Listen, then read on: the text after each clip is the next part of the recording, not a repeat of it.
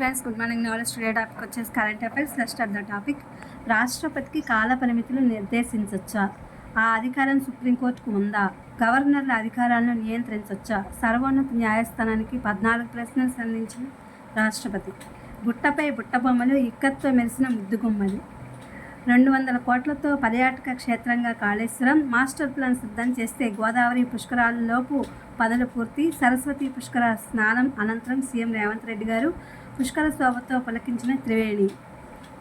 కంచె గచ్చిబౌలి భూముల్లో పచ్చదనం పునరుద్ధరించండి లేదా సీఎస్ సహా 60 మంది అధికారులు జైలుకు పోవాల్సి ఉంటుంది.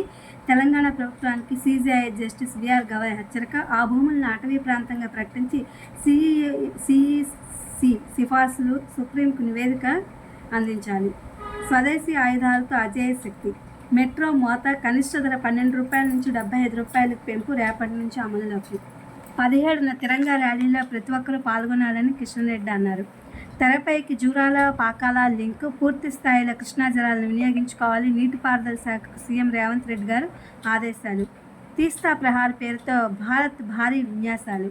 తుర్కియేలో భూకంపం 5.2గా నమోదైంది.